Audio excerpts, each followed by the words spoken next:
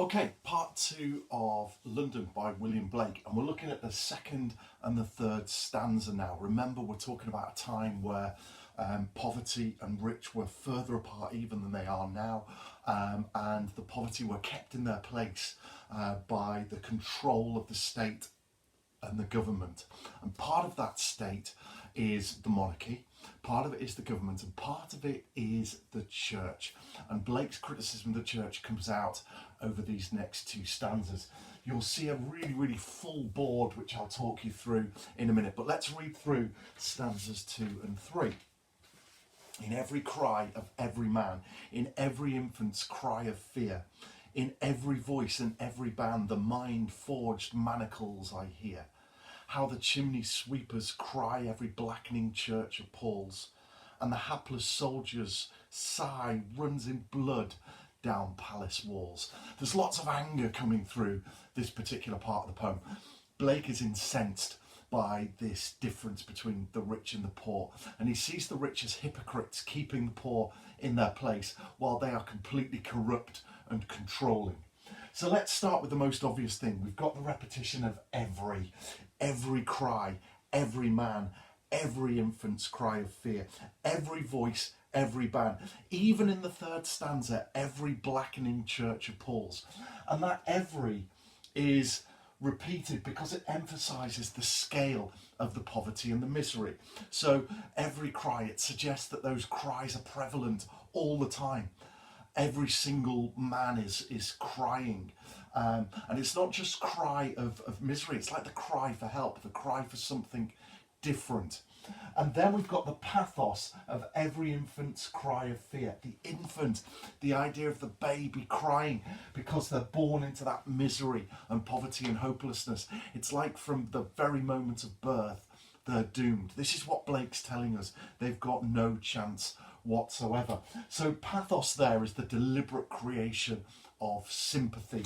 You'll notice that path bit, sympathy. Path is all to do with feelings. And in this case, it's to try and get the reader to really sympathise with the doom of the child born into misery. And then you've got in every voice, in every ban. Now, a ban is something that is put upon other people, isn't it? It's a state of law, a state of control, where people are prevented from doing certain things. So here we've got the criticism of the state banning the poor in certain ways, imposing rules upon them which inflict poverty on the poorest and divide the poor and the rich even further. But what's even further interesting is in the third stanza there, every blackening church. We'll talk about the church and their part in the hypocrisy in a bit, but the idea is every church is the same, and it's the scale of every rule and every church keeping the poor in their place, and the poor have every cry, every man, every infant's cry of fear. So it's completely repeated by the state to keep them under control, and every single poor person is feeling that control of the state and that hopelessness of a lack of escape from it. And then we've got the real key quote of these two stanzas. There's loads of quotable things in London, as I explained in the first part, but the mind-forged manacles. Let's just make sure we understand what this means. Mind-forged, it's made by the mind. Forged means made. You would, a blacksmith might forge a horseshoe. They would make it with steel and with hot metal and so forth, and forge something that is permanent. So mind forged is made permanent in the mind, and the manacles are chains. Like handcuffs, leg cuffs, they're chains. So it's suggesting that the people are chained in their own mind. So let's look at this bit here. It's all of this part of the board, the mind-forged manacles. Well, the metaphor on the whole suggests that people are not physically held back, but they are held back, but they're held back in the belief in their own weakness. They've been downtrodden for so long. They know in their mind that there's no escape from that cycle of poverty. And the state just serves to keep them there. So it keeps them in their place.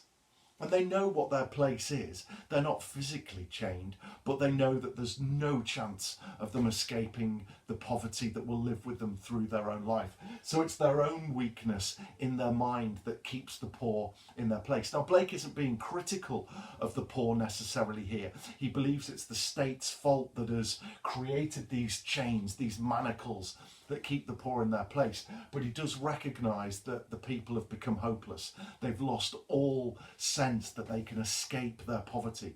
They can escape the situation that they're in. Don't miss the fact that there's alliteration of that M. And I think there's some anger that comes through that mind-forged manacles. But also the alliteration makes that metaphor more powerful.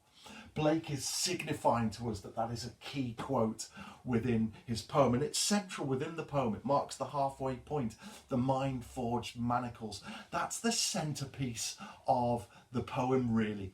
The fact that the people are kept chained in their own minds and that the state is a party to this. They are the reason that there's no escape from this poverty. But as well as the people believing the weakness in their own mind, there is a sense there that the state is deliberately keeping them like that. They're feeding laws in every ban, remember those laws. They're feeding the laws that keeps the poor in their place. It's not a physical way of keeping in them place, but it just consolidates their own feeling that there's no escape. And so the poor are born hopeless. Comes back to the every infant's cry of fear, remember. They're born hopeless, they're born without any chance, and they will die without any chance. And they're kept there by the state and in their own mind, and that the state perpetuates these laws that keeps the poor in their place. How the chimney sweepers cry, every blackening church appalls. Now, you need to think about what a chimney sweep is.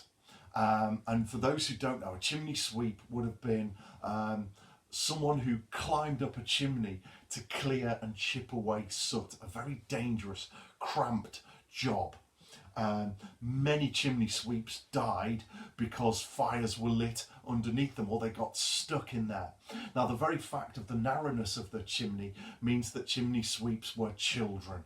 As young as 4 in some cases were forced to go up chimneys, and they were treated very cruelly sometimes by their masters, who would rub salt into their wounds in order to harden the wounds up so they would be able to climb again with their broken elbows and ankles clinging onto the side.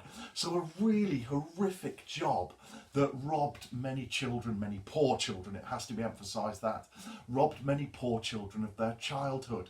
Now, childhood should be a time of innocence, and these innocent children treated so harshly by their masters, forced to work because of their poverty, dangerous in their job.